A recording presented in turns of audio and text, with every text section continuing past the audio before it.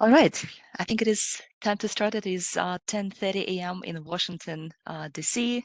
I believe it is 2:30 p.m. GMT.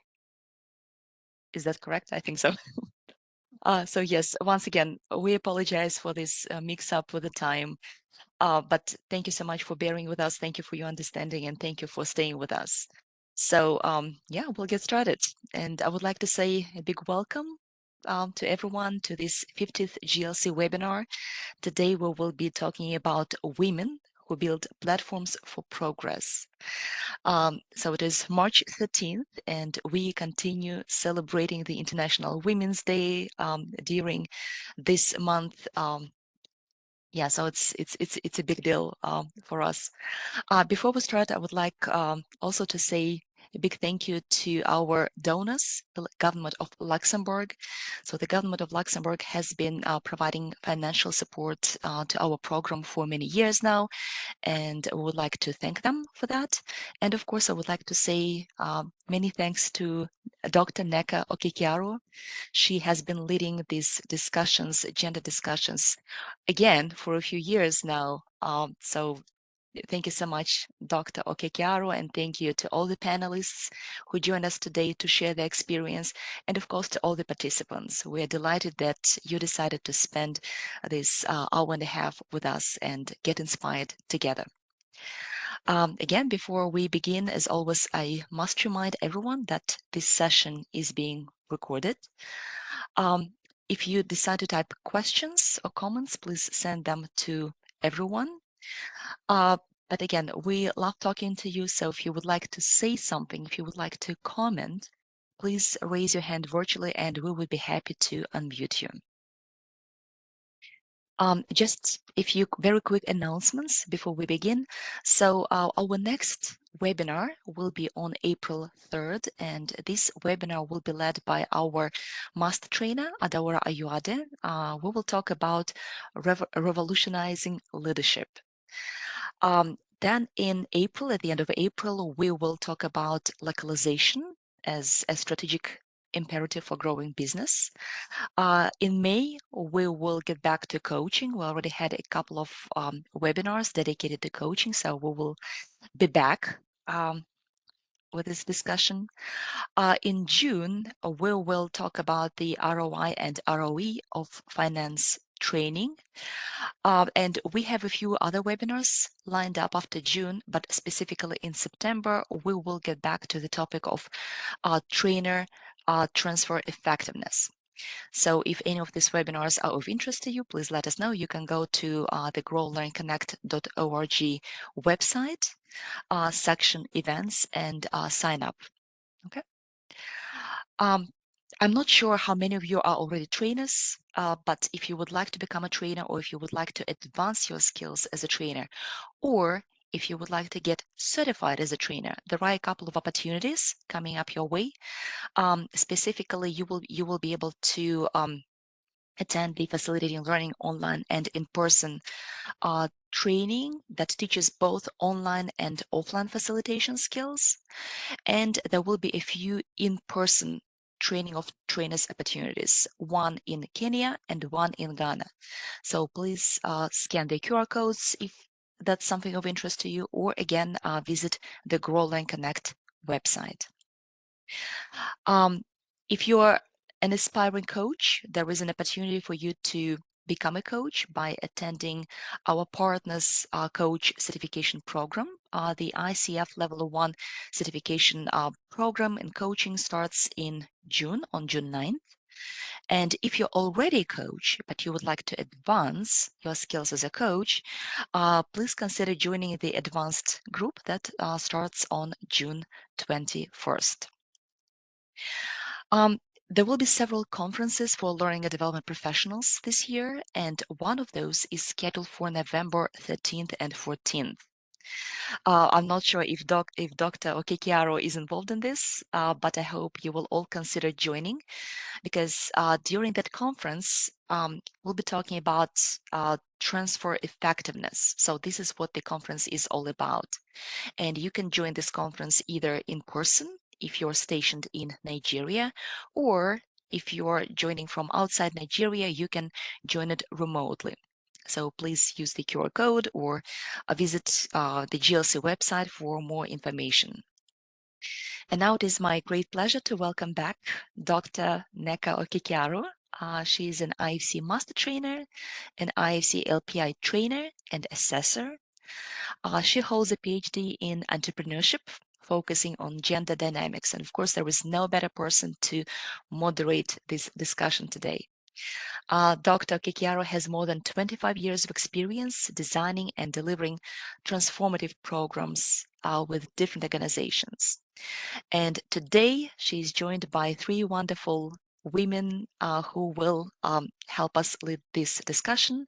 Dr. Natalie Benish, Adesunbo Adeoye, and Owemi Eribo. I apologize if I mispronounce certain names.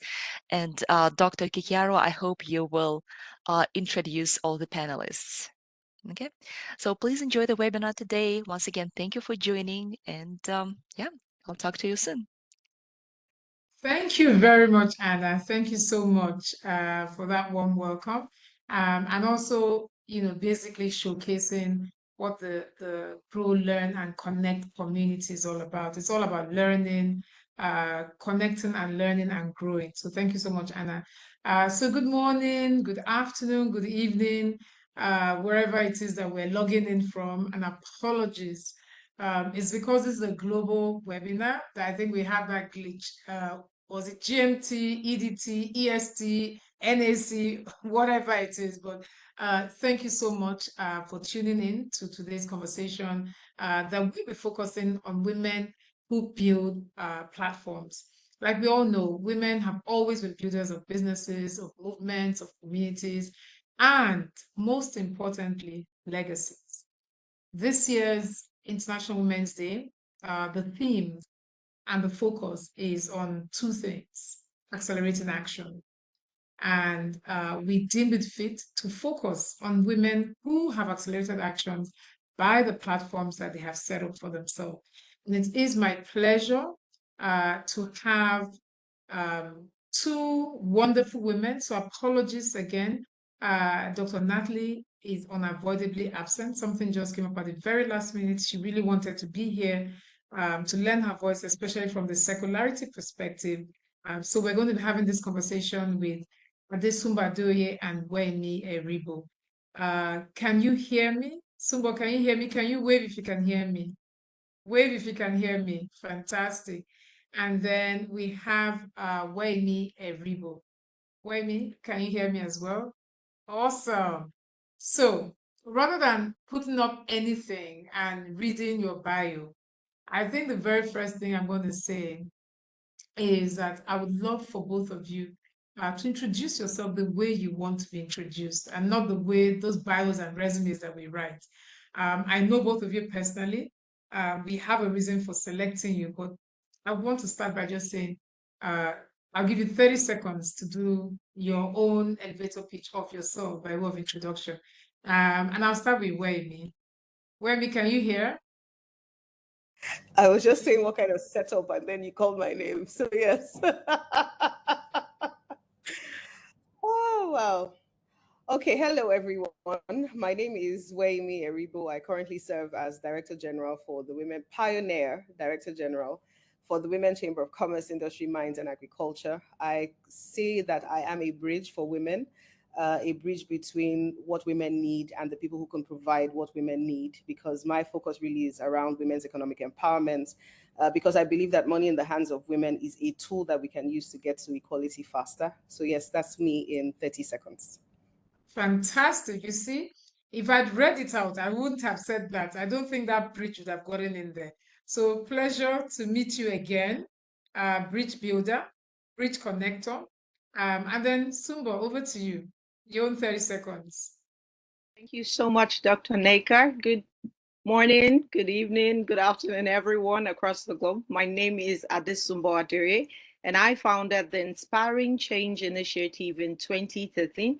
It's also called the Sumbo Adere Initiative for Inspiring Change to promote the sustainable development of women and girls. This platform we use to build and also bridge the gender gap between accomplished women, and we connect them with women who aspire to be like them. Through the platform, we have been able to mentor over 500,000 women.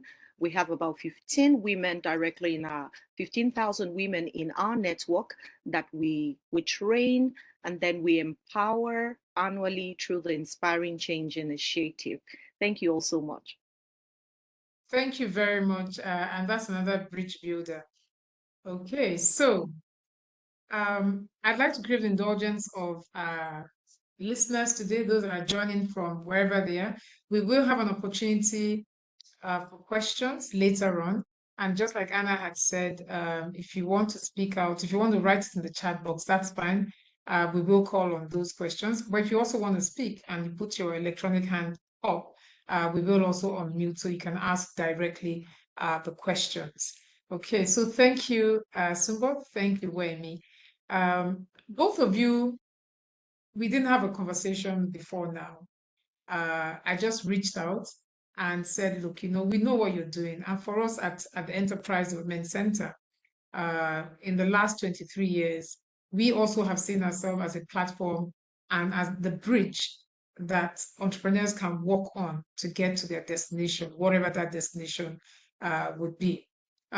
So it's so strange that both of you had to do introductions, and the word bridge is in your introduction. We didn't have any conversation about that. And we're talking platforms. But I know that you've always been builders, not just in your current role, but you've always been builders. So what exactly inspired both of you to decide you wanted to build rather than just be? So somebody want to take that and then Wemi.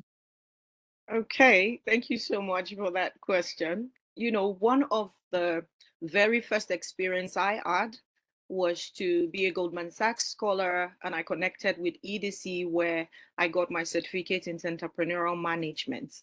As a single mom back then, I just decided to start my own business, but I didn't understand that the business I was doing was just charity, because I saw the numbers coming in, but I wasn't making profit until I got trained at EDC. And it opened my eyes to so many informations. And of course, it brought me into that network of women. And, we had something called Business Clinic, where we were free to ask questions, and the issues were diagnosed in class, and we got answers. And I started making profits from what I love doing. And so that thing just came up in me like, if other women can hear about this, maybe it will help curb startup failure. Maybe people can start getting real value for doing what they love doing and for being solution providers. So I've always been passionate about transformation and helping women break barriers, helping them become more empowered. So the journey just started as a desire to create platforms, to just create opportunities to train people, to mentor people, to help them have access to information that can help them scale. And before you knew it, I just started small, just sharing information here and there. And I saw how access to knowledge, access to information can help women-led businesses, can help them scale, can help them grow. And everyone, is happy. Before you know it, they are employing other people. And I see that through that, I create other platforms of expression like the ESOP Heroes free training, free skill empowerment. I created the Inspiring Change Conference. I created the what I call EAT, Entrepreneurial Advancement Training for Market Women, and the fulfillment of seeing women step into that, financial independence and leadership just helps me and keeps me building. I think that's what inspired me, really. The fact that I got knowledge and I saw the difference getting knowledge will do for my business, and it did for my business. It inspired me to go out there and help other women get the same knowledge. Thank you. That's fantastic. Thank you so much, Sumbo, for that. And how about you, Wemi? I think it's really interesting listening to Sumbo because we have a few lines that really connect us. And I guess that's why we're here, right? So my journey actually started when I got into the university. I'm coming from a family where I have four brothers. I'm the last child, last girl. Growing up, I didn't know anything about patriarchy or gender. Everybody was the same.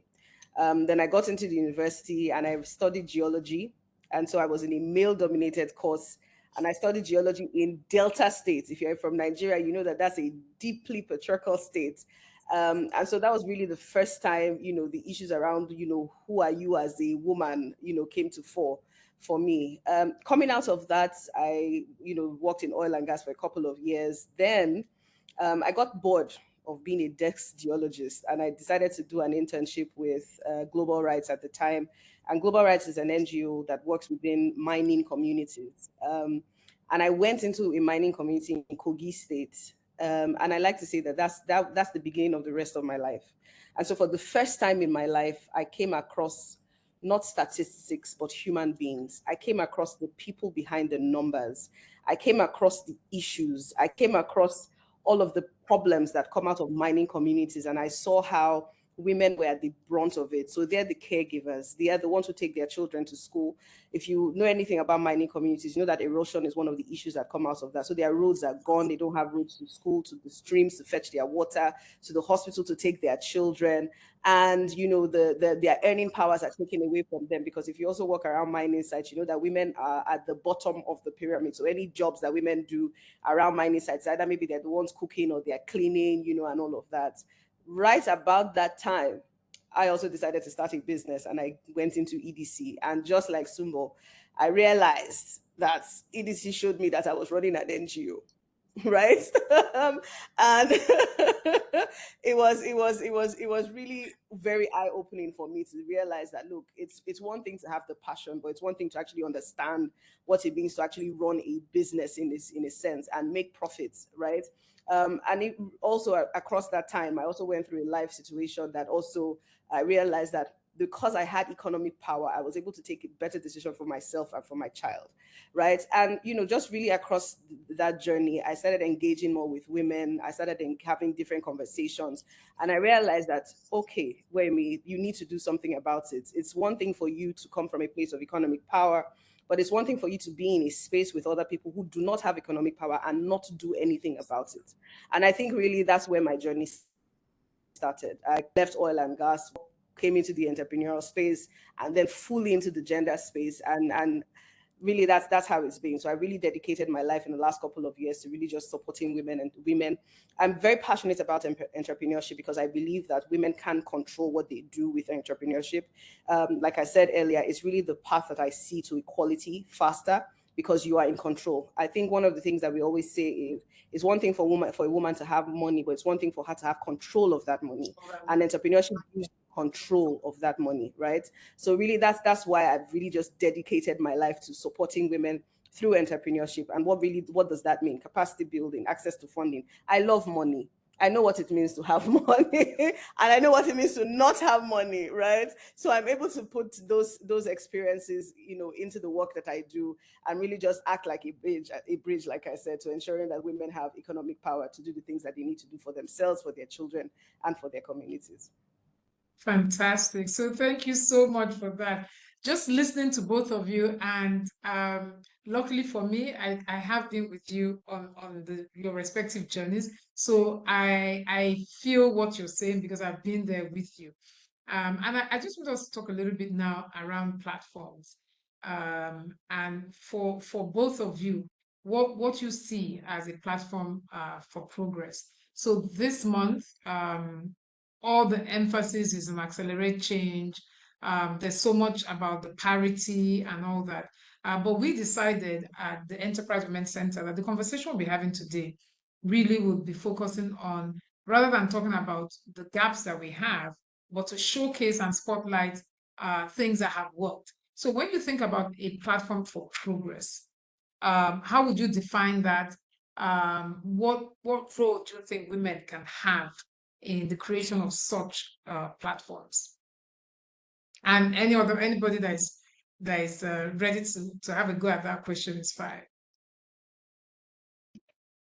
Thank you so much, Doctor. I'd like to just cite this scenario. You know, we just concluded and we just finished the 12th Inspiring Change Conference that I conveyed this last Saturday. And while we were wrapping up, we wrapped up with the empowerment session where I get to present grants to women-led businesses, the small business people. So I called up this lady. Her name is Ijoma. She runs this store at the Computer Village. If you're conversant with Lagos and Computer Village, that is where they sell computers, smartphones and gadgets, devices, basically. So I called her up and I gave her a grant of 100,000 naira. So I invited someone to please join me on the platform to present the grant to her. Guess what? While presenting the grant, she started tearing up. And the person I invited to join me on that platform to present the grant decided to double it for her. And one other panelist who I invited to speak on the Girl Talk session said, whatever honorarium we are preparing for her should be given to this girl. So I decided to give her 100,000. She left with 250,000. So I'm going to define a platform for progress as any space, whether physical, whether digital, that enables growth, that enables access, that enables transformation for individuals, for communities.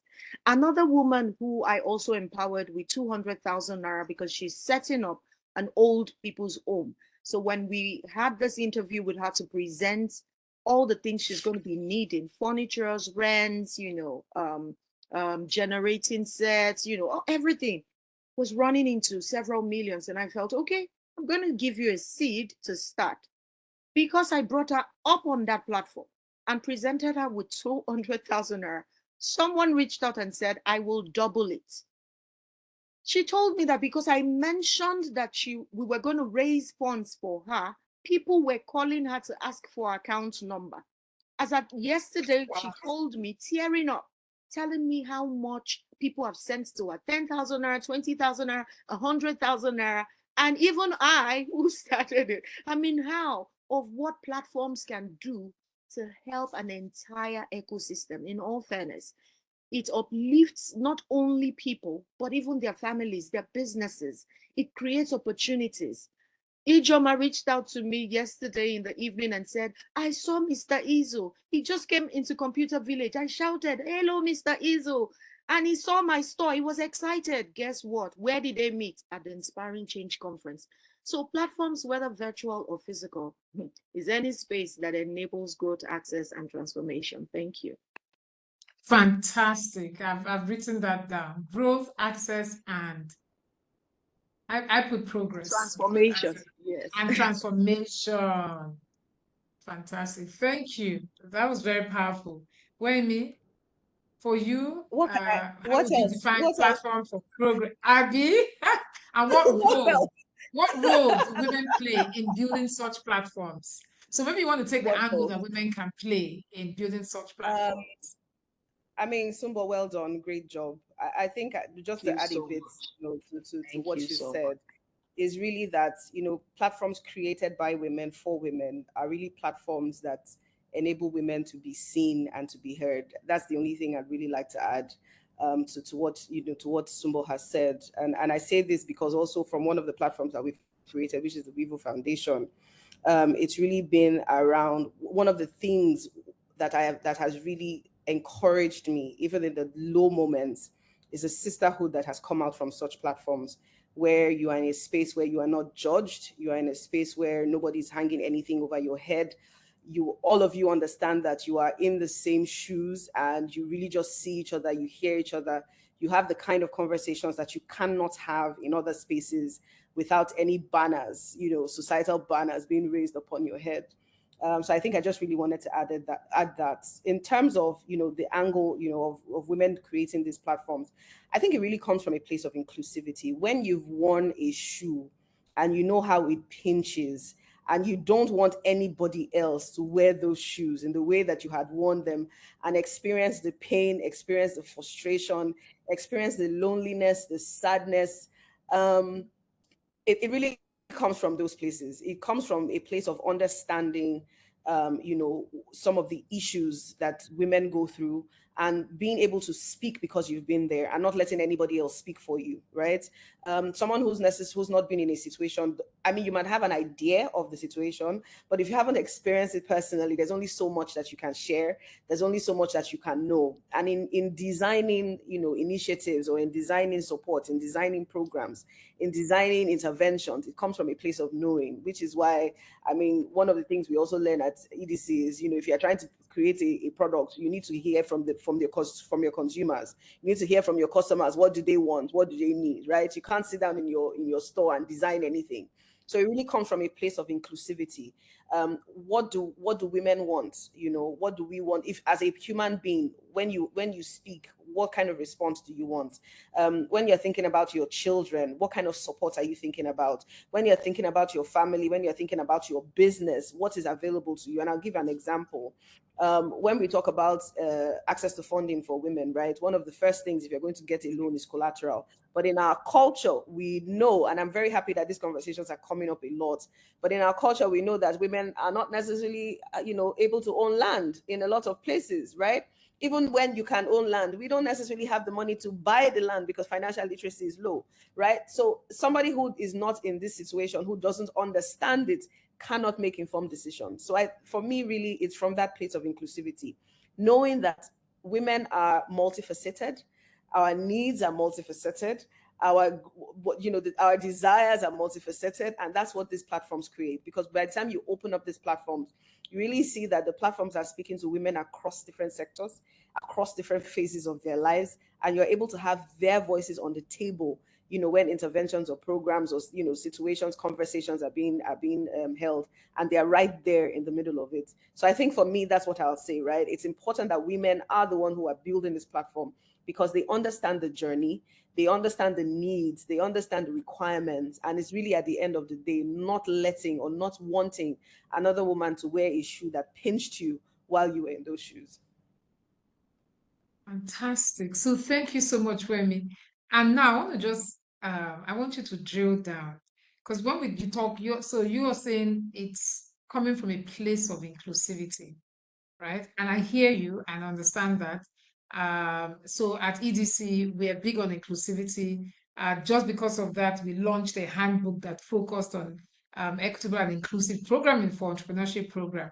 But what do we need to do so that this inclusion that we're talking about, it's something that everybody understands? So how can platforms become more inclusive, more supportive of women? Because I hear both of you.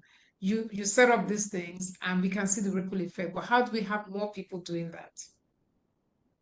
I think it's really from two things. I would say it's advocacy, because the conversations must continue, and it's really sharing knowledge. I mean, one of the things that I always say is, we cannot continue to work in silos, and unfortunately, we're not seeing the impact as widely spread as it should be, because a lot of us are working in silos.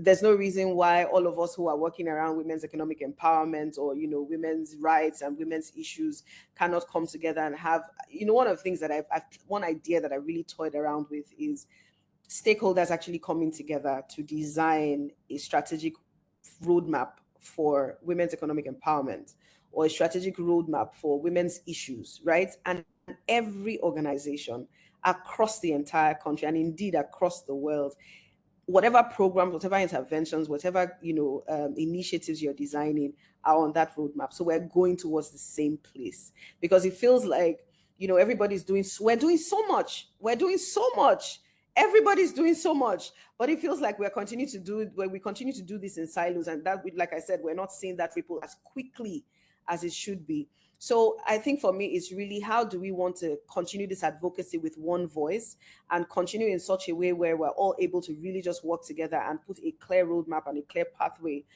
and really just use that one voice to demand what we need to demand as women, and demand what we need to demand for women, in the spaces that we all work with. So for me, it's really, the advocacy must continue, and the advocacy is not just women.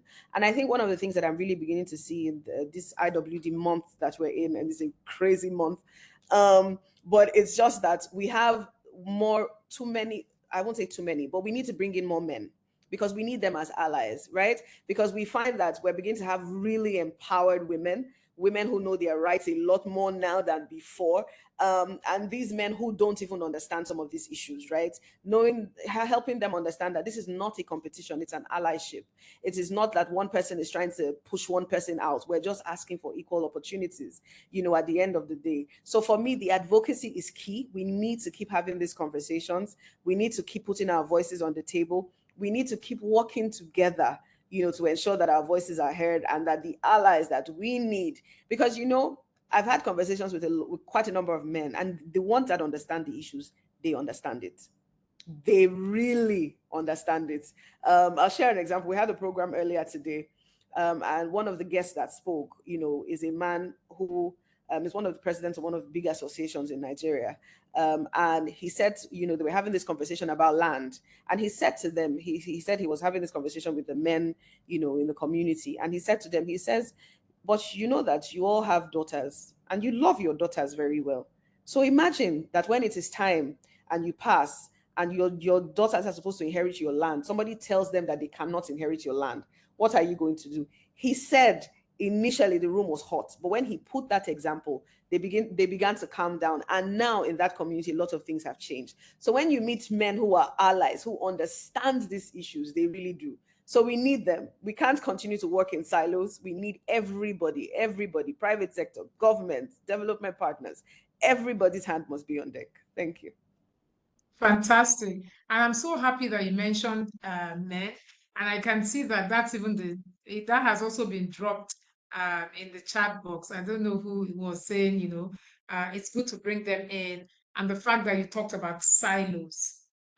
We are really operating in silos, not just in gender, but in financial inclusion, name it. The silo mentality is still there. And one thing that's critical that comes out is the fact that it is collaboration. Okay. And I think my question now to Sumbo would really be around how can women leverage collaboration so that we can build stronger platforms for progress? Thank you so much, Wayme. You hit the nail on the head when you talked about that, because that is very, very critical. And I hope that we're able to have more policies that will help amplify our voices, even though we're all saying the same thing. We just hope that it becomes policies. Now for collaboration. Nneka, if you'd remember when I was trying to fund, I got to a point where I couldn't fund the conference because it's free. And these women can afford a paid conference, the kind of women that I want to connect to, the kind of communities I was trying to help. They can afford, any paid conference to come get knowledge, So I spoke to you and you mentioned that I should find other people who aligns with the vision with me. And that was the game changer. So I'm going to say that collaboration is a game changer, because I remember reaching out to another business owner and telling them, this is what we've been doing. This is the bill. This is the area where we need support, and they came to support the little thousands here, the little facility, the little support with the products, all that just makes it a lot easier. So women should build strategic partnerships rather than compete.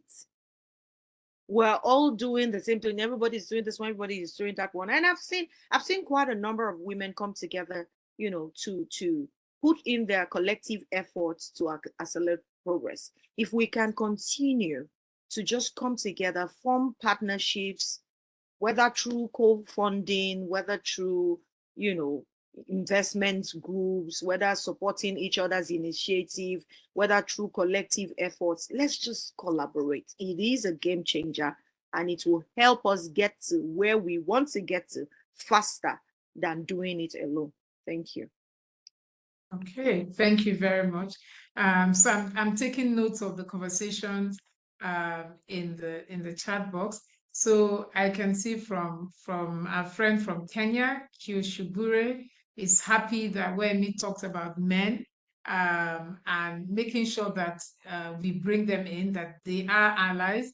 So I'm not sure that Kyushubure is a man or a woman, but we also have Dr. Priyangani, who says that, yes, exactly, we need to work with men and not work in silos, but beyond educating women and men in financial literacy, I responded saying that we totally agree. It seems to be leaving the men behind. And really, essentially, that's what this community is about, the GLC community. It's a community for growth, it's a community for learning, it's a community that is catalytic in nature. And please, there will be a time for questions that we can ask both Sumbo and Weni. But for now, I want to just go back now. And I know the work you've done with the foundation, and I know your journey so far. So I'm going to now go into societal expectations and, how can we as women, I can see where Miss Space, how can we balance societal expectations while still actively leading change?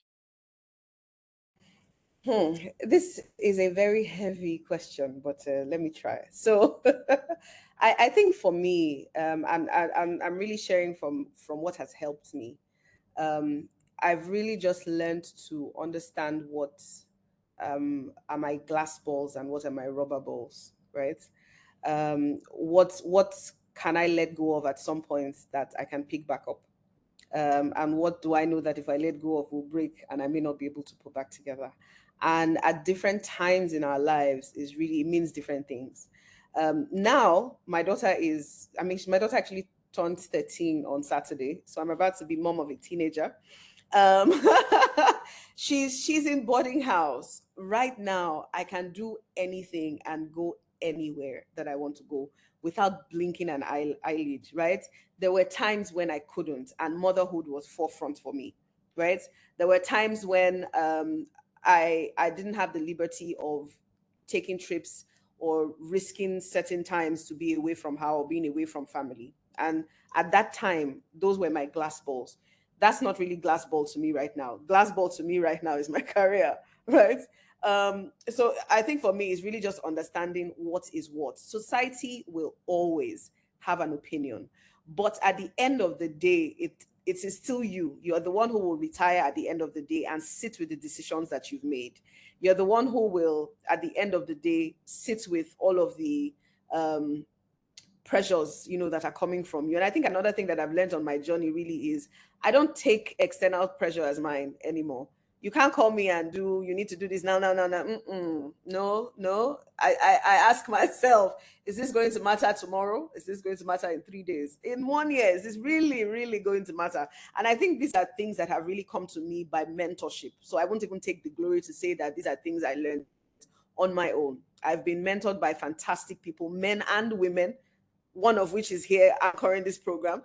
Um, but I've really just been mentored by strong men and women who have taught me to understand that, look, at each point in your life, you're going to have to make decisions. Every day, our lives are really about decisions. Society always has an opinion, opinion on when you're born, when you should be walking, when you should be talking, when you should go to school, when you should get married, when you should have children. Till the day you die, society will have an opinion. It's left to you. Do you want to sit with society's opinions, or do you want to, sit with your own life? Because at the end of the day, we will all answer individually. I believe very strongly in my faith.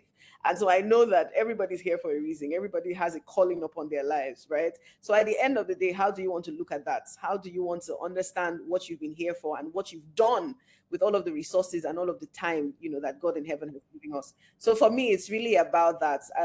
It's knowing that you will take decisions for yourself, but knowing per time what is your glass ball and what is your rubber ball. And like I said, at different stages of your life, they will mean different things. And how you decide what they mean to you is completely up to you. So, I mean, Neka, I think that's the way I respond to this question. And that's really what has guided me, on my own journey. Fantastic. Subo, do you want to jump in on that? Oh, yes, yes, So yes. balancing societal expectations while actively leading change. Well, I feel that it requires intentionality. You have to delegate, delegate, and delegate. As a mom of four, we're 2 generations apart. My first two in university, my last two toddlers. It was tough. I had to create a support system, and family plays such a huge role. My mom was there to help so I can keep showing up.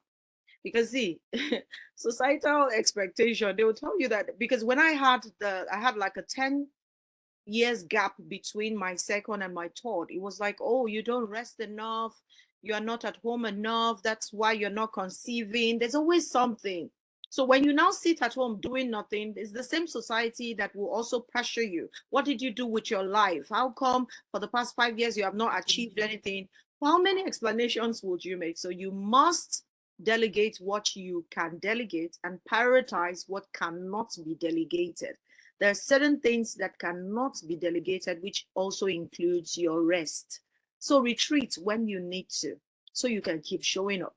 Take some time off, so you can keep showing up. Take time to also pour back into yourself. Wayne mentioned mentorship. There are crossroads you will get into that you will need to borrow the knowledge of those who have been there, who have walked the path. Listen to them. Take up their knowledge with you and run with it. But prioritize what you can delegate, but delegate what you can delegate and create support systems, because these are key for you to be able to prioritize what truly matters while you're doing what you need to do in order to not limit your own progress. Thank you. Thank you. 10 years apart. Oh, wow. I can't even begin to imagine how you managed and navigated that. It is the As I started unlearning all and over again. relearning. It was And tough. absolutely, it's not even a matter of relearning, it's learning, period. Because Learning, that generation is totally different. The things that were done there is totally different. Wow. Kudos to you on that.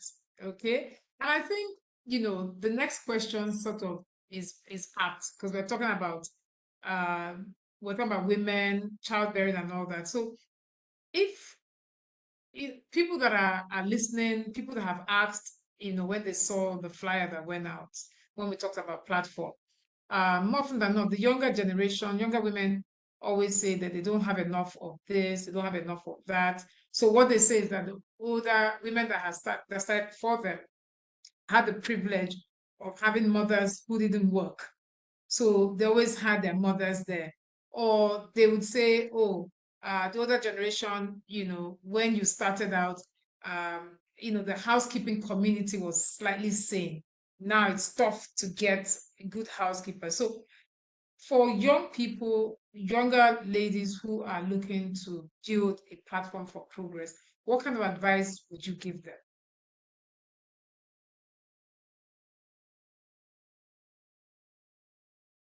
Somebody, you want to go? Well, I'm going to say you should just start where you are, honestly. You don't need all the resources to begin anything. You just need guts. You need grit. Stay consistent. Last year during the Inspiring Change conference, I was telling participants that 15 years now, you can sit on something and the spotlight may not come on you. And then 2 years after, everyone is saying, where has she been? Oh my God, this is fantastic. That's what consistency does. Start from where you are. Start small. Be consistent and continue to grow.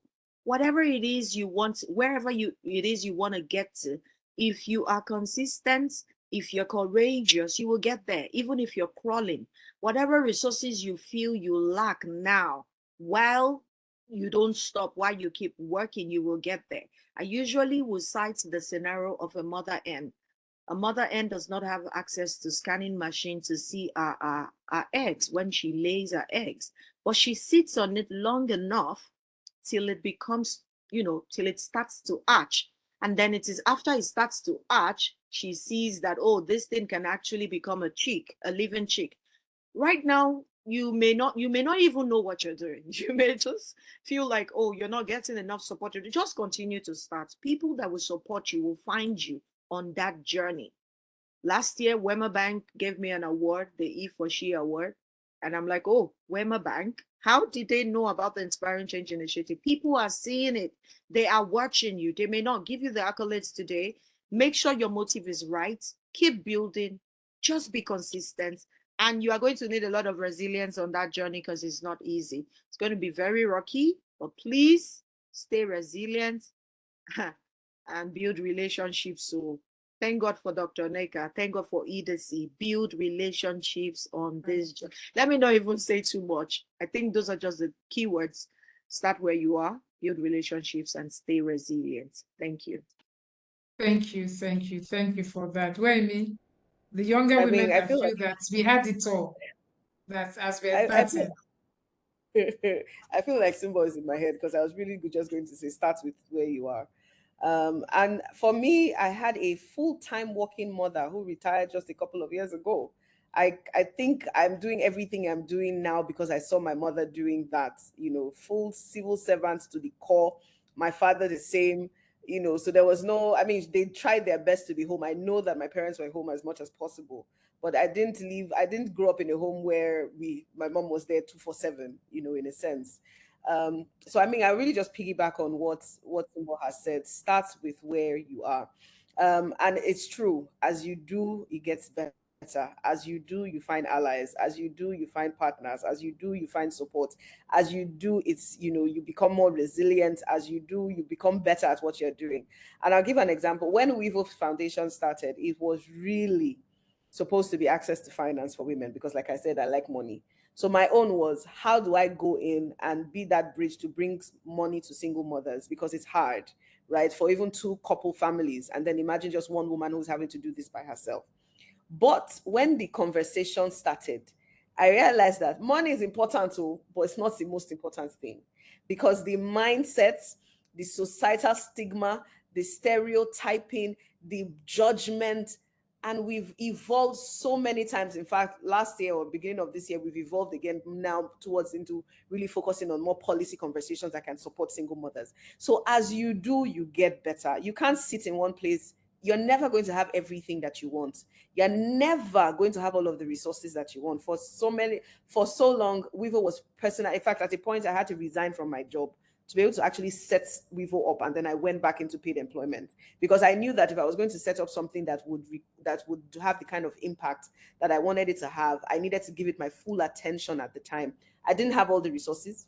The small savings that I had, like I said, everything changed when I started. So my money finished. I had to go and look for a job so that I can feed my child, But but as you do get better, so you really cannot wait. And one thing I've learned, the idea that you think you have, you're not the only person. No, you're not the only person that has that idea at all. You're not the only person. What differentiates you is how you implement it. What differentiates you is when you implement it. That's why you wake up every day and you see somebody who's done. And there are two things that are on the internet now that I had the inspiration for several years ago. I'm seeing it and I'm like, oh my God. Oh my God. So you cannot wait. If you wait for things to be perfect, you'll find that half of the things that you're supposed to do, you're not going to do it. You won't do it. And nobody will even know that you have such ideas because you're not there. And just like Sumbo said, build networks, build relationships, build friendships. These are the bridges, or these are the things that will bring up people that will bring support. One of the things that I know is you are 2-3 people away from everybody that you want to meet, and it comes from your network. If you are not plugged within those networks, whatever it is that you think that you need, you're not even going to get it at the end of the day. So I'll just really hang there and say, start where you are and move from there. And move from there. Absolutely, well said. So now, hearing the two of you, and I don't know who it was in the audience that talked about women building communities, empowered women, empower communities. Okay, so Dr. Priyagani said that empowered women empower communities, and that sustainable development is achieved when both women and men work hand in hand. So now, because Doc, I don't know that Doc is a man or a woman. Okay, so like we say in Nigeria, no vex, don't get offended. But our focus is International Women's Day, now International Women's Month. We've colonized the whole month. So our focus is on women. So my next question really is, if we all believe and say the same thing, that when we empower women, we're empowering communities, what can organizations that currently exist, be they for-profit, non-for-profit, to ensure that we have more women well-positioned as decision makers to build more platforms? What can we start to do? What can organizations start to do?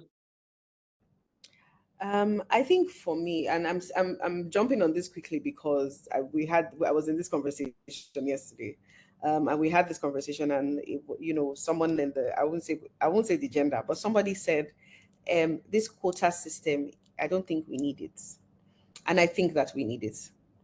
And like I said, we have the quota system is working because that's an equity tool.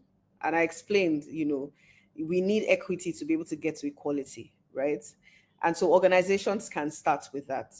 If you have a spot that needs to be filled in your organization, open it up in such a way where your applications are easy for women to fill. There are a lot of things that we don't see when we don't look at it from a gender lens, in the length of the forms, the kind of questions that you ask, even in the way that you quote the questions. Sometimes you're already eliminating women without knowing it. So we need to have a gender lens in the way that we put out things. First of all, if you have spots to be filled within your organization, make it friendly enough for women to be able to apply. Make it friendly enough for women to, want to fill those rooms. Use quota systems, and it's really beginning to happen, because sometimes when you find organizations where where there are training opportunities and things like that, now there's that thing that says at least 3 out of your 10-man delegation must be women. Otherwise, you even go for gender conversations and they're all men, unfortunately.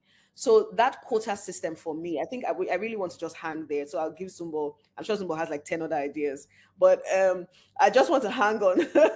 I want to hang on that quota system and the gender lens in whatever it is that we're doing. Have women on the table when decisions are being made, because it covers for that. Have, women on the table when you need to drop any new initiative, you need to drop any new programs. Let their voices be heard. The funny thing, we women as nurturers, there are quite a number of things that we see that other people may not be able to see because of our own journeys as well, right? So it gives us that extra lens that people may not be able to see. So really for me, it's a quota system. Organizations can do that. If you have vendors, right, you're trying to set up a program or an event or something, have a quota system for the number of vendors who come in. Let your, one or two people who are supplying you whatever it is that you need, let them be women-owned businesses. Let them be women.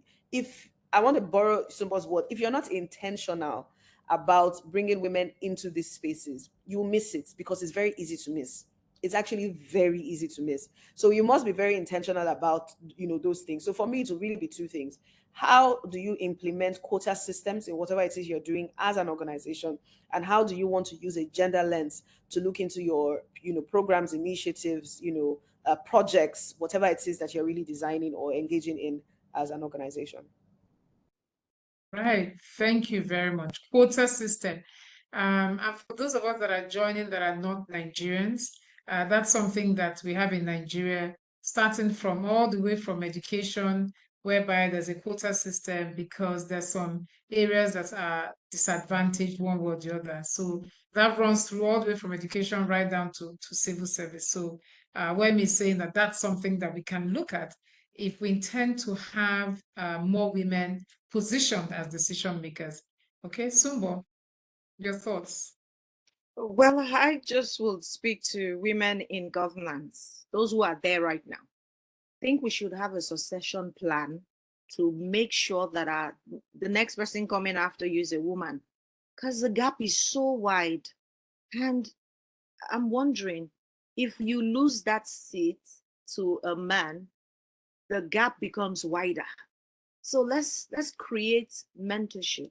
Let's create leadership development opportunities, basically, that can help, win our women from where they are to where they have to be, so they can take spaces in governance, so that the businesses that are women-led will not die at infancy, so that policies that will ensure that women-led businesses do not crumble, or women-led platforms do not crumble, are provided for by the government, so that we can support. We have to keep supporting women-owned business. So I love what Wayme said, that your suppliers be intentional that they are women. Whoever you are sending this financial thing to, yes, you're not dashing them. They qualify, they are credible enough to deliver on the job. Make sure that is a woman-led business because she's competent, she has it, she has the solution. We're not saying just hand it over. And then for investors, yes, we keep hearing, because I sit on this thing a lot, and we keep hearing that there are initiatives that are empowering, there are people, there are banks giving grants, they're giving support, and you're like, who are they giving it to? It hasn't gotten to me. We keep writing, we keep soliciting for support, and we keep seeing numbers. It has gone to 50,000 NGOs. We're like, where are these NGOs? The work is so wide, the work is so big. If I'm running this with my personal savings and support from families and friends and other SMEs whose visions aligns with mine, we're doing and we're changing lives, real life stories, touchable stories. These 50,000 people that you're giving this support to, where are they? So I think we should design financial supports that are accessible to women, women-led businesses. What you mean said, when you are filling the form, that's when you will see it. There was a time when I was a single mom, and they would ask you for your husband to come and sign. Are you going to go and borrow husband from somewhere? I mean, things that you'll be like, are we in this world together? Will you ask a man to go bring his wife to sign to have access to this financial support? No. Honestly, it is not equal. And if we keep quiet, the gap will be wider.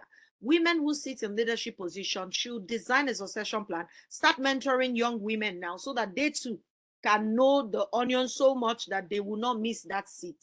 And please, finance should be accessible to women. I don't even mind if it can be 80-20. Because honestly, people see women empowerment like charity. It is not charity. It is an investment. It's an investment to economic building. It's not charity at all. There's nothing charitable about it. If you empower me right now, you have empowered the lineage of thousands of people. Honestly, it's huge investment though. It's not charity. So we need to really get it right. You're not dashing women, you are empowering them. Thank you. Thank you very much. I have a million other questions, but I'm mindful of our guests that are here with us. So I have been, reading things from the chat box. I can see Yvonne just dropped something. Not just quotas, but women who have the appropriate knowledge to speak for other women. That she's seen it in politics, where they go and sit in parliament, and they have never said a word that will help another woman, let alone their constituencies. Well said, Yvonne. Absolutely, absolutely. And I think that's part of what they're talking about. And then in Kenya, so this is from Kishubure. In Kenya, we have the equivalent of the two-thirds gender rule. No gender should be more than two-thirds. Fantastic. Fantastic. Okay, so now I'm going to open the floor for questions. You might have some questions or some, yeah, so we want questions for either of the panelists. You can, if you want to put in the chat box, that's fine.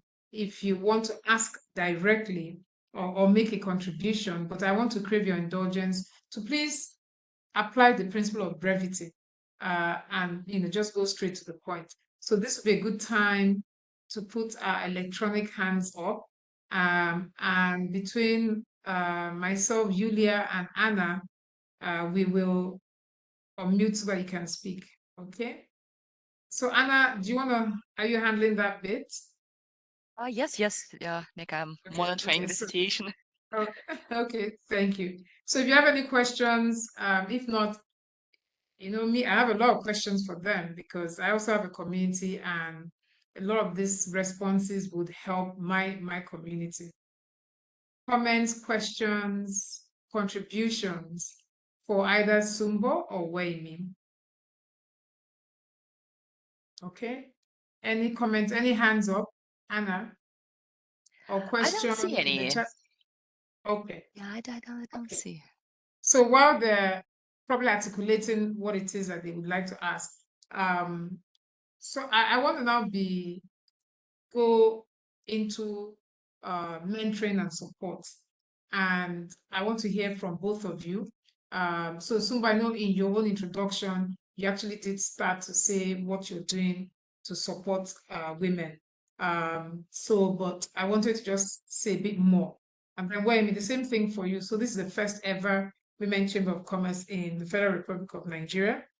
So what are you doing to mentor and to support women based on all the things that we've been talking about, being the platforms that we create, being bridges, needing to empower them. So what are you doing with the Chamber of Commerce to support and mentor other women? Thank you, Neka. I think very, very interesting because in partnership with EDC, we're actually launching, or we have launched a mentoring program for young girls in the university, and that's currently ongoing because we recognize that we don't have to wait till they're graduates. We don't have to wait till they have it figured out. We have to start with them where they are. And that's one of the projects that I'm really, really, really excited about.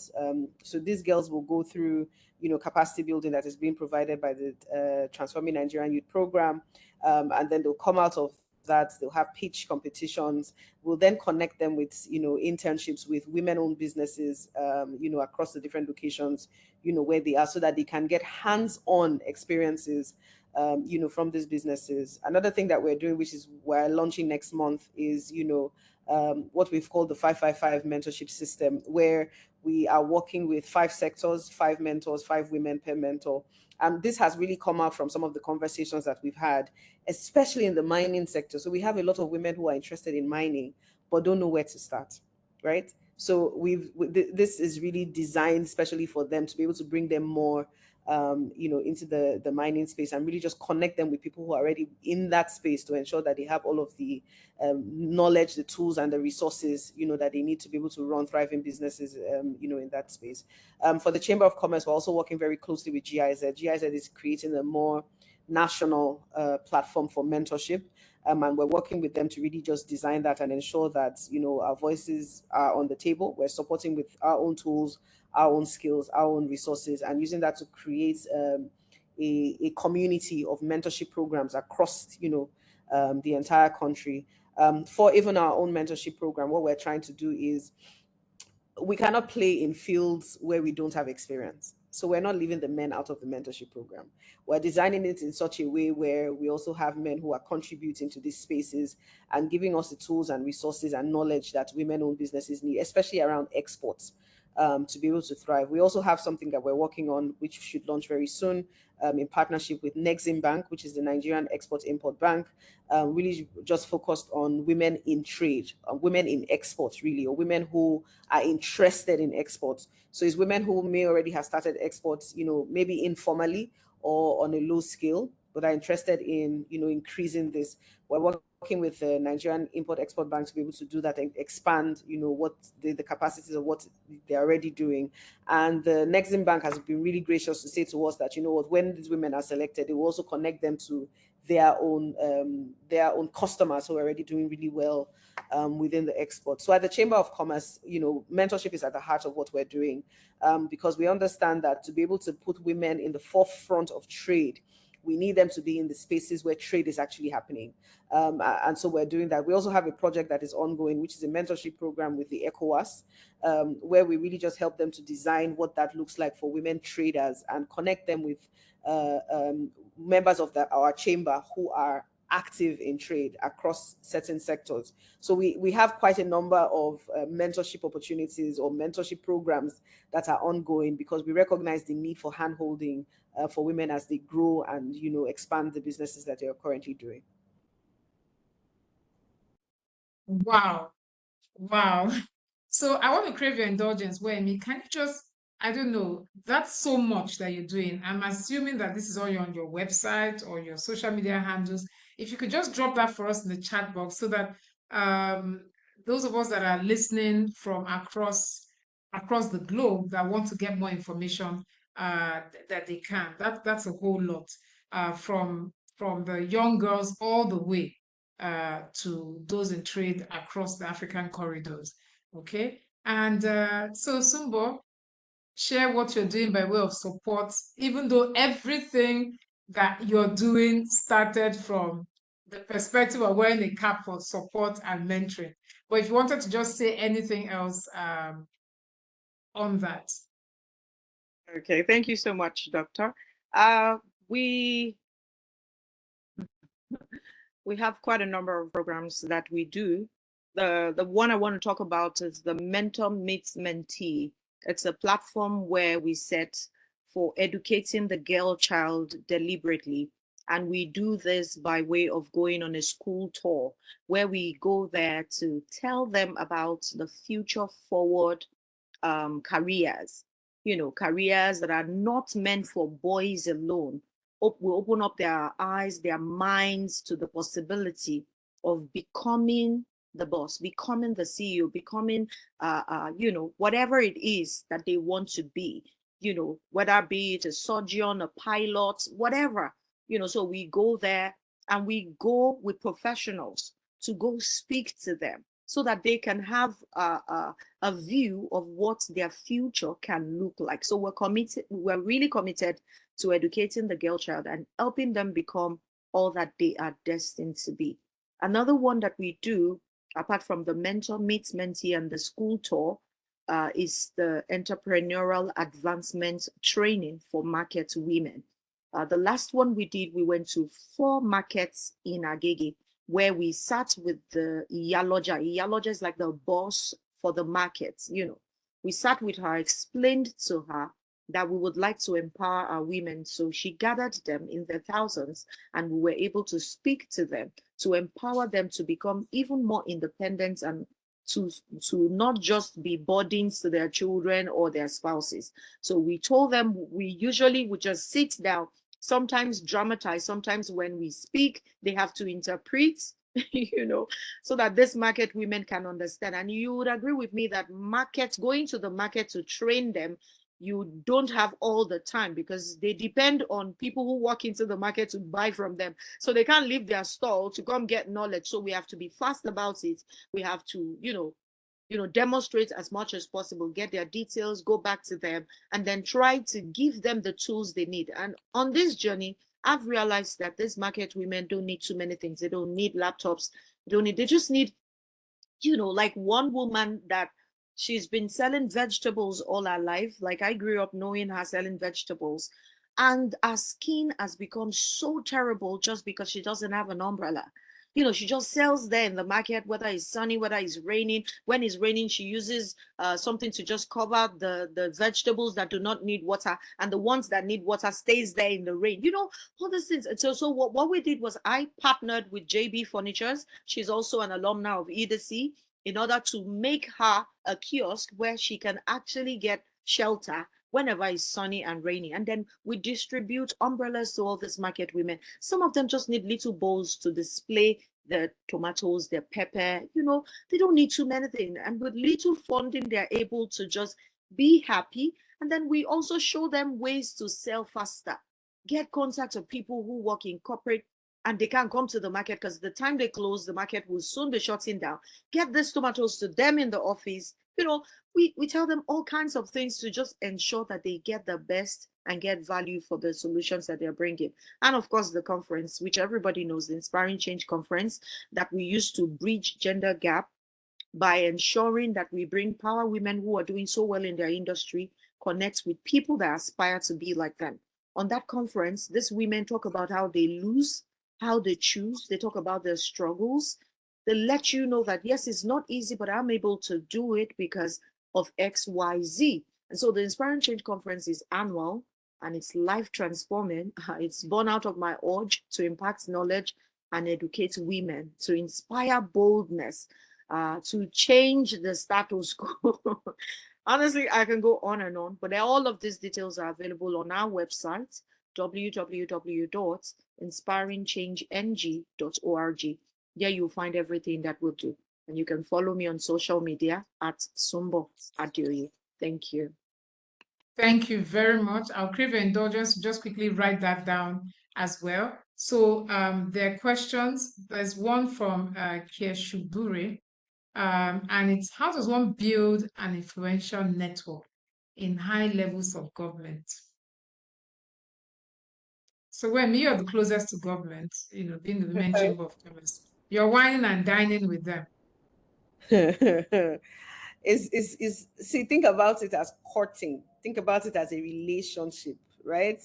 And it's really what it is. You have to court government, and you cannot go from a place of I want the first day that you meet someone. You have to court them. They have to see the value that you're bringing. If they don't see the value that you're bringing to them, they're not going to give you any value. And then you become one of those people that when they see your calls, they are silencing it. So it's time. It takes time.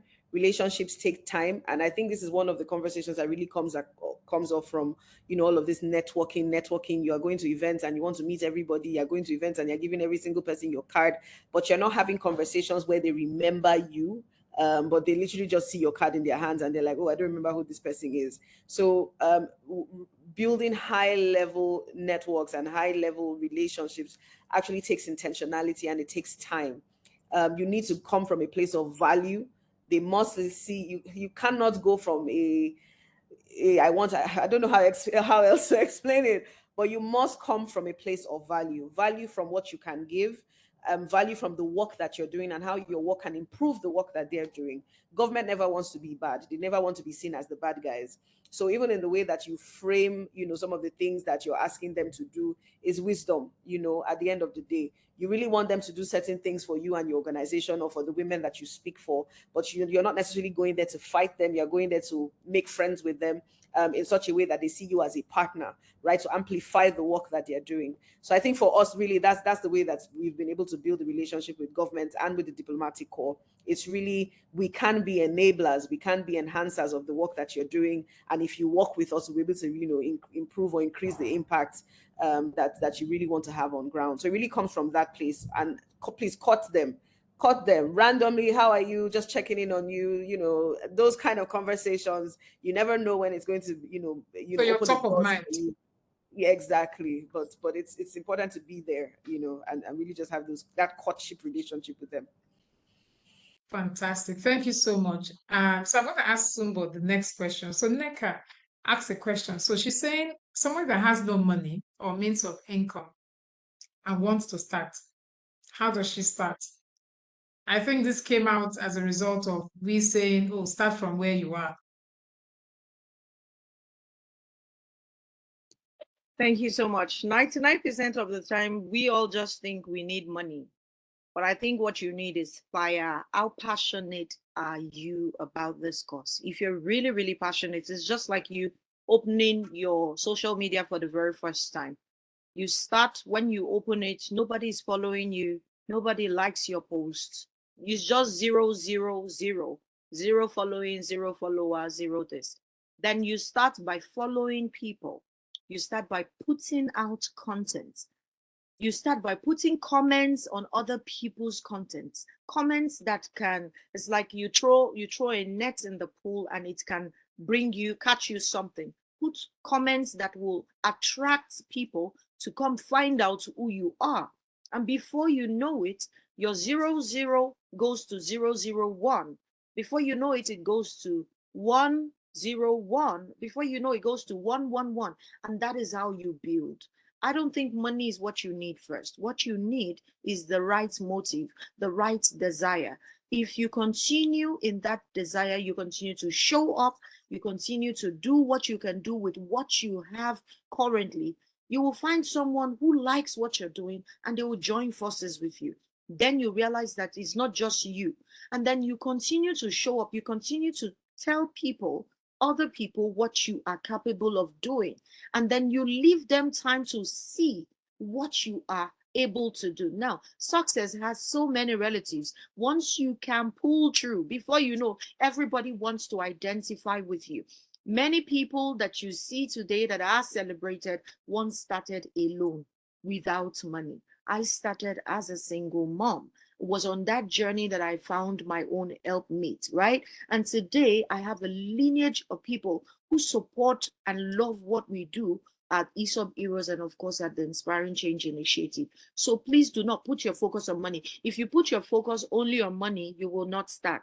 If you do not start, you will not find support. If you start, you'll find support. Chances are, like Waymi said, you're just 2 to 3 people away from the right person that can help you on that journey. So please continue to do what you can do. Put all your might so that God Almighty can help you put his might on it too. Thank you. Thank you so much. So there are a few other questions in the chat box, but I think I can see Mr. Yongo Keze's hand is up. I think that's his electronic hand that is up. I'm going to unmute him. Okay. Excellent. Okay, so Mr. Keze, can you hear? Keze, yeah. And I guess as well as a panelist. Yeah. Do I go on? Yes, please go on. I wanted to make sure that we could hear you. Yes, please. Okay, thank you. Yeah, that's a wonderful session, and I'm happy and delighted that I'm part of this. Like I commented on the International Women's Day, there can be no sustainable development without the contribution of women. That having said that, I think sincerely there's a place for public policy in accelerating action and even in the areas of what our sisters here are doing. Let me take an example of Nigeria. The national gender policy was last done in 2006. Since then, there have been no review. I think if we have an appropriate gender policy, so many things that will help these key players in the sorry. Oh, we can hear you. Okay, key players in the non-governmental agencies, we will flow from there. There should be I think EDC can drive that, an advocacy, awareness raising for a review of the national policy. The national gender policy, as I have now, I see it's not good enough. That can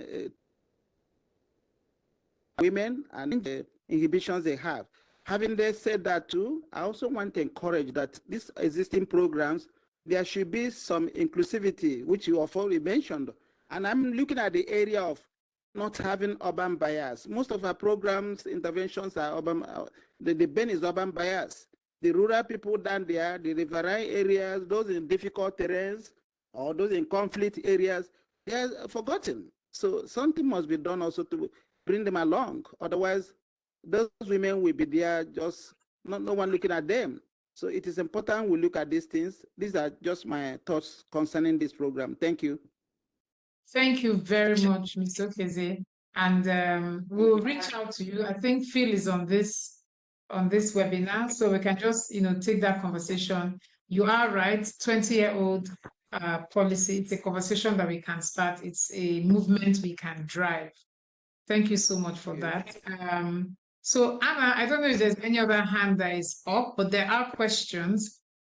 So I know there's a question from Sri Lanka, and there's one also from Kenya. So Kioshiburi is asking about imposter syndrome. This is something that has been recurring in the last couple of years. How can we help women handle self-doubt and imposter syndrome on their journey? Okay, so Waimi, I don't know whether we've lost you, but Sumbo, your thoughts around handling self-doubt and imposter syndrome. This is something that is recurring. Even just last week at the IWD event, the UK Deputy High Commissioner was having for funding pipeline for women. That was something also that came up, and how a lot of the women-owned businesses would look at the checklist of things required before going.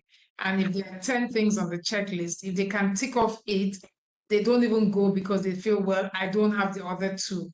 And the male counterparts would look at it, they would have 4 and say, well, I have at least 4, let me go.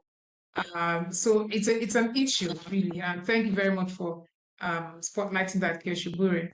I hope I'm pronouncing that name well. I sincerely doubt that I am. So, Sumbo, do you want to take a crack at that? Yes, thank you so much. You see, imposter syndrome is bad, is really bad for you. So you must know your stuff like you know your name. If there is anything that you do not know, go and get knowledge in that area and believe that what you know is enough. You know, most of the time, second guessing yourself is something of the mind. Ensure that you psych yourself up to the point where you'll be able to show up and show up, like own your space. If anybody tries to talk you down and say that your name is not your name, you will just smile, because obviously they don't know what they're saying, because your name still remains your name. So please do not allow such thoughts kill your morale. Do not allow such thoughts kill what you are able to do. Ensure that you show up not by fear, but by faith, knowing that you know your stuff like you know your name, and know that you qualify for where you are. Many a times we just second guess, thinking that there is someone is going to be better than you, someone is going to be bigger than you. But where you are at that point, believe that you know what you say you know. If you believe in yourself and someone else do not believe in you, it's still better than when you don't believe in yourself. If you believe in yourself, it's easier for you to get other people to believe in you. So know your stuff, own your space, and believe in yourself. Thank you. Thank you so much for that, Sumbo. So we have a comment, and also he's actually moved. So the theme for International Wednesday 2024 is Accelerate Action. So he's gone straight to action. So Ibrahima is from Guinea, and he says that I would say that women need to empower themselves, not be empowered. Women need to stop letting themselves be distracted by men through parties. They need to grab positions of responsibility because men aren't ready to give them the opportunity. Don't dream, my dears, so you know he's a man. I'm a man and I witness many of men's schemes. I don't speak English very well, so I can only answer in chat, but I wanted to share my feelings with you before saying goodbye for the next one. I'm ready to support you in your fight to be employed in UNICEF Ghana.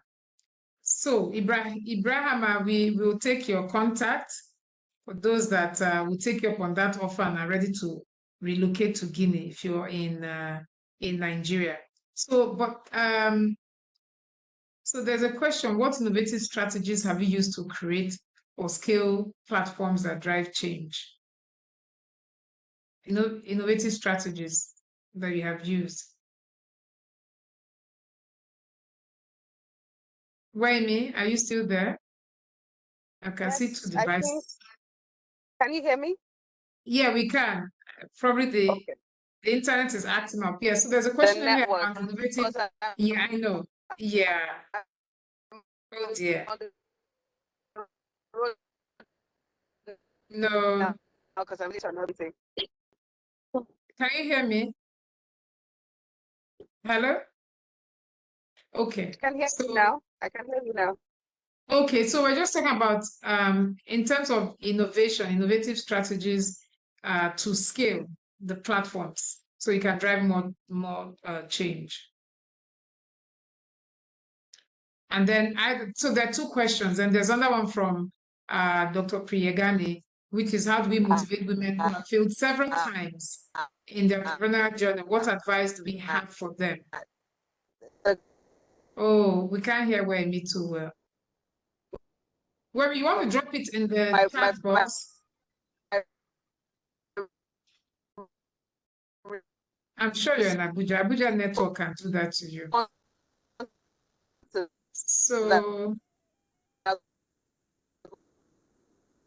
So it's a network. Anna, can you mute? So Wemi, do you want to write it in the chat box? Wemi, do you want to write in the chat box? The internet is iffy.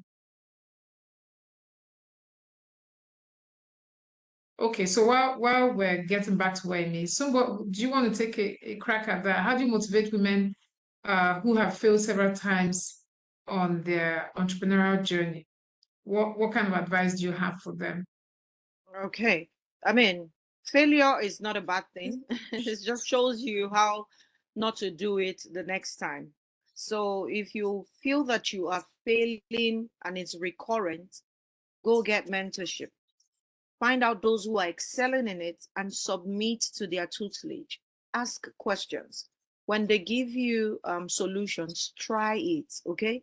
Leverage on collaboration. Instead of trying to do everything alone, build alliances with other people who are doing it so well. For example, in Nigeria, when you see someone selling beans, you would automatically find someone selling bread beside the person selling beans, because bread and beans goes very well with bread, and bread goes very well with beans.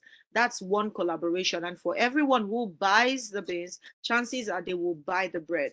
So the risk is not just being shared alone.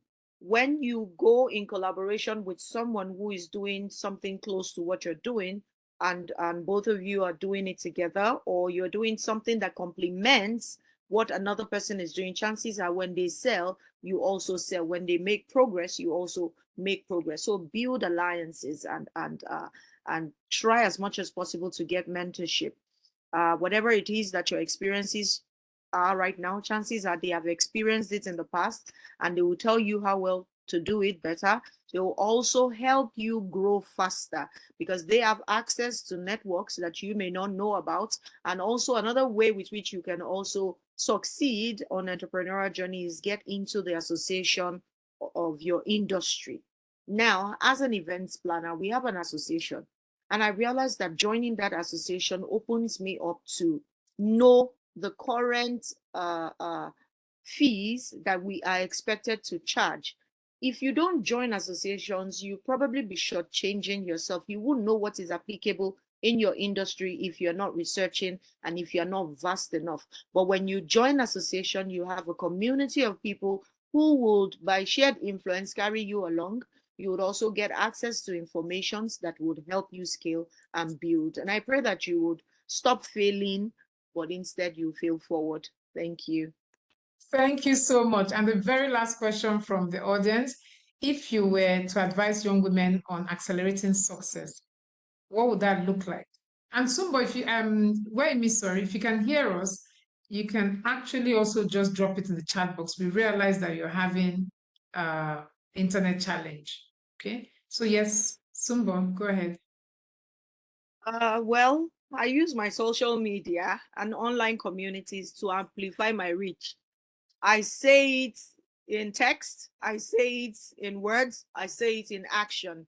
I lead and I do what I say, So if we're going to accelerate action, we have to just stop talking and start doing. And we have to do it faster. Stop waiting for someone to come and help you before you do.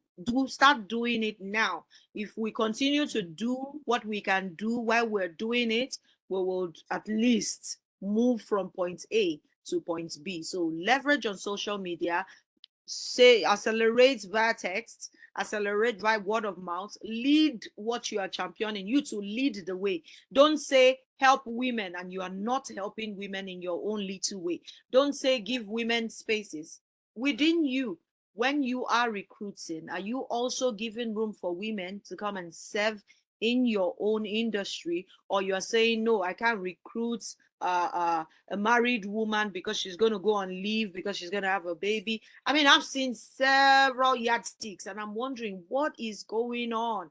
Or you're saying, no, I cannot employ a newly married girl right now because she's soon going to get pregnant. No, that is not nice. So let us lead the same action. Let's lead that action. Let's walk the talk. Let's not just continue to talk alone. Let's take action and let us do it very fast. Thank you. Fantastic. Thank you so much for that.